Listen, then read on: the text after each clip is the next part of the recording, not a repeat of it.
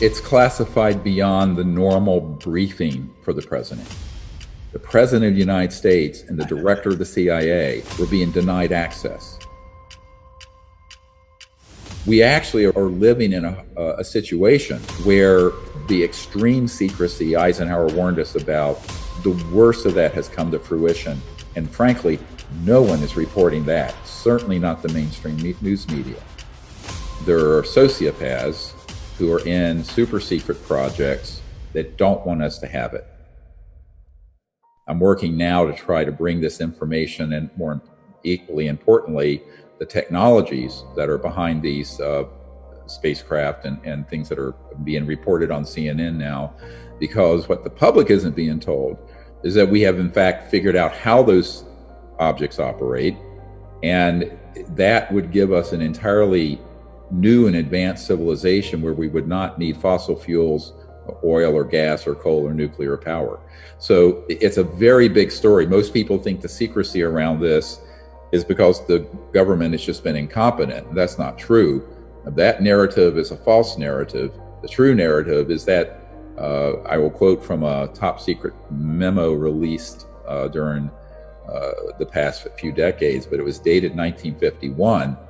And it stated that the subject was the most classified matter in the US government, exceeding the classification of the development of the hydrogen bomb. I'm quoting. So a lot of people think this is about aliens. I said, no, it's not about ETs. It's about humans, and how are humans going to get out of the conundrum we're in, which is a very serious problem, and move forward as a civilization instead of sliding backwards. The public thinks that, you know, God is in heaven and everything is in orbit and everything is, we actually are living in a situation where the extreme secrecy Eisenhower warned us about, the worst of that has come to fruition. And frankly, no one is reporting that, certainly not the mainstream news media. This is not just the United States, by the way. The same situation exists in Great Britain, Australia. I've met with ministers of defense in most of the Five Eyes countries, which are, of course, you know, New Zealand, Australia, Canada, Great Britain, US. I think this is the part of the story that people have a hard time, in a sense, getting their minds around, because we all grew up with our history lessons and our civics lessons, and the president is the commander-in-chief and blah, blah, blah.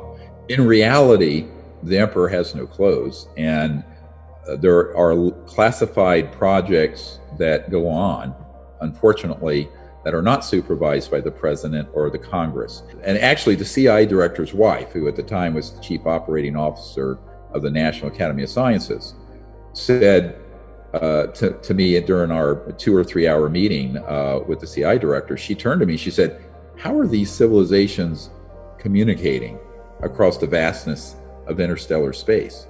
Because the speed of light is too slow. And for people who aren't scientists on your viewership, let me explain.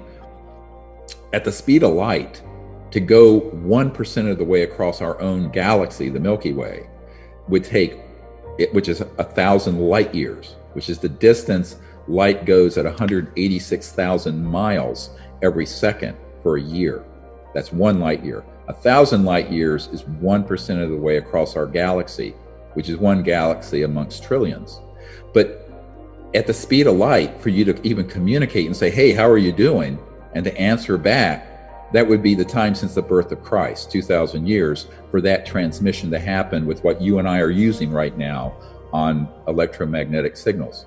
So we knew as scientists, and that there had to be something else that these civilizations were using. And what we discovered was that they have very sophisticated electronics. And this is, of course, what Elon Musk at Neuralink, he has a company called Neuralink, is working on, that interface with directed thought. Now, this is probably where I've lost half your audience. And they're going, what? What we had discovered is that, in fact, these civilizations that are from various star systems have technologies that Elon Musk could only dream about. In other words, they very accurately transmit and send and receive directed quanta of thought instead of an electromagnetic signal per se, through what's called field consciousness. And the consciousness field is, I mean, it sounds very Buddhist or Vedic, but the consciousness field is actually not bound by space or time.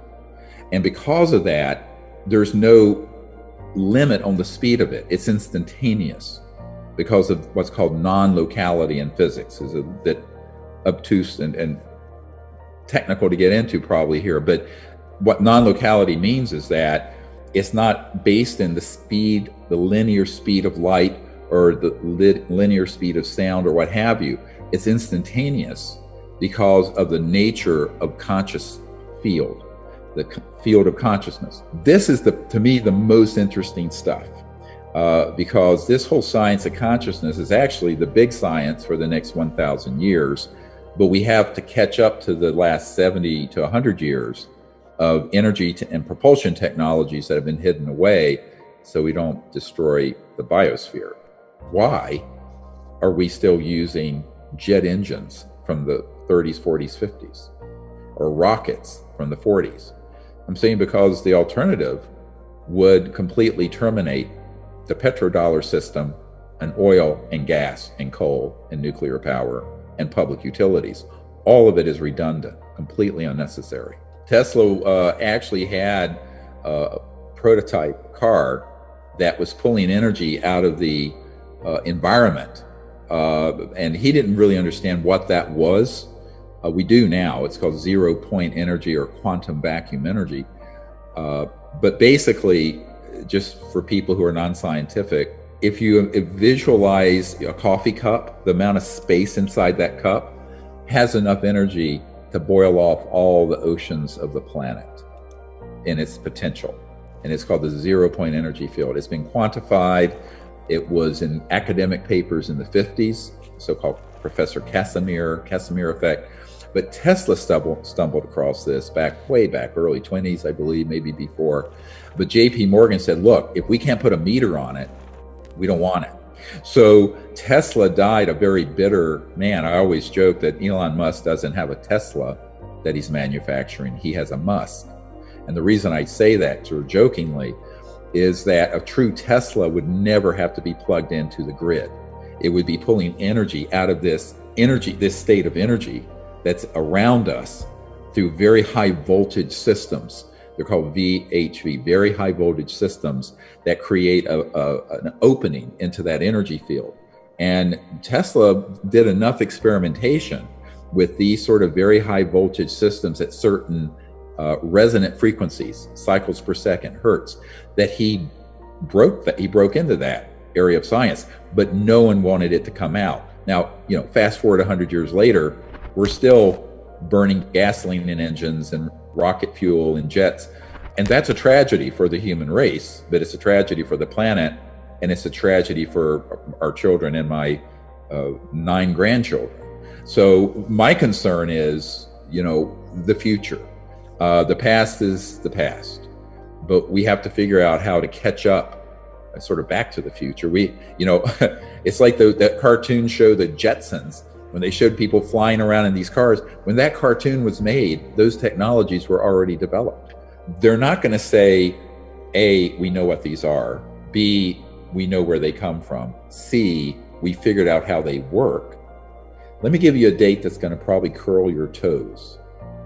October 1954. That was the date we mastered gravity control. Now, what do I mean by gravity control? What I mean by gravity control are high voltage systems that cause an object to what looks like levitate or move the way that vehicle that you saw in that video released by the Pentagon this week. And they confirmed, yes, this is real footage. And they released 3 different videos. What they didn't say, because the people releasing it don't know this because of the compartmentalization, is that there is an unacknowledged compartmented program that began studying this in the 40s and 50s, and by 1954 had figured out how those things operate.